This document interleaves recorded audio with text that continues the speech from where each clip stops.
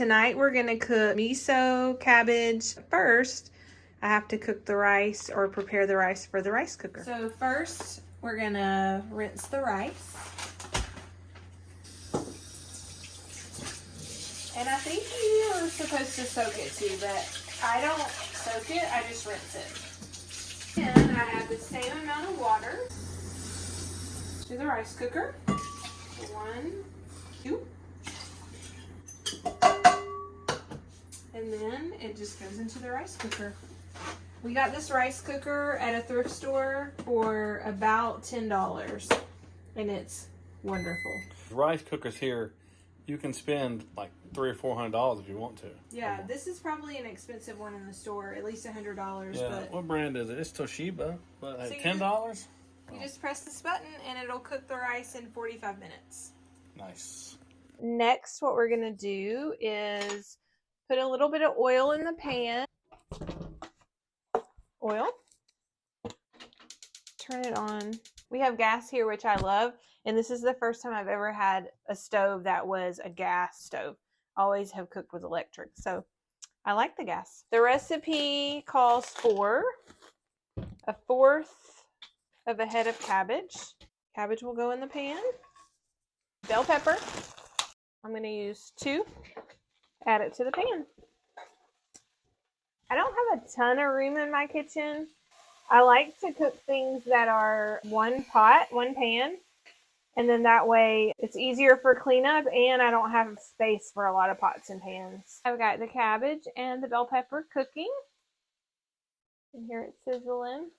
All right, so that's cooking, and now what I'm going to do is get my long onions or green onions. I'm going to chop those. They're so tiny. I don't know if they look tiny on the camera, but they're tiny. I think they were labeled medium. And I thought, well, medium will work. You know, that's good. These remind me of the ones that like grow in the yard, like wild.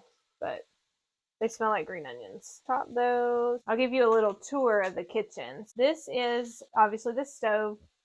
I do have a fish cooker or a fish grill. And then at the bottom there is the oven. I was thankful to have an oven. Most Japanese homes don't have an oven. This is the only counter space that I have. So that's it right there. Just that small little spot.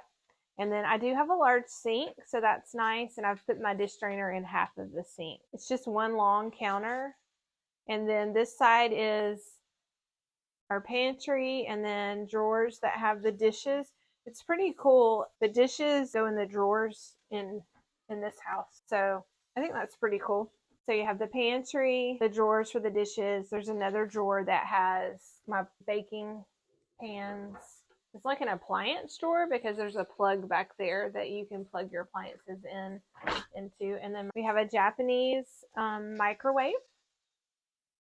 And then just, you know, other cabinets that they're really tall. So they have things that I don't use very often. All right, let's see how the cabbage is doing. I think it's getting good. Looking good. I think I'm going to add a little bit of red pepper. The recipe doesn't call for it, but I like for the food to look pretty. And so I feel like if it's got cabbage and it's green and then you add the red pepper, that'll look pretty too. A little bit of oil goes into the pan. These little flowers that are on here, this is the canola oil. And I forget what these flowers are called, but in the springtime, you see them all over Japan. I'd never seen the flowers that canola oil is made from. I'm just going to cut the pork in little bite-sized pieces.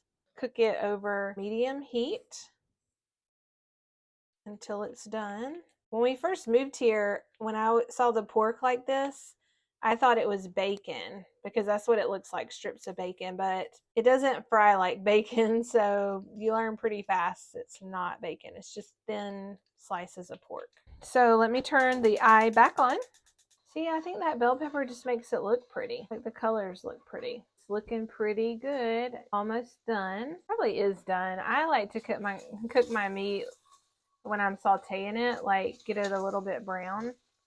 Maybe more brown than I should, but you know, that's what I like. The last step is to add the cabbage and bell pepper. And I'm going to open up the sauce and add it. So most things in Japan have a really like a little slot to open things. And I know what you're thinking, like, well, they have that in the States too. Well, they do have it in the States, but it never works. I don't know why. And I always have to use my kitchen shears and open it up. But it always works in Japan. So it's so cool. So we're hoping that this miso sauce is like the miso sauce that we get at the Chinese restaurant. It's pretty good. That it might be like that. We'll see. So now I'm just adding the sauce in, and I'm going to just toss all the vegetables and the meat in the sauce, and we'll be ready to eat. Beautiful. All right, finished product. It looks pretty. So good. So we'll see what the family thinks. The rice is ready. Nice. All right, finished product. It looks yummy. There's the cucumbers. We are using forks. He did want chopsticks. I said we'll just use forks.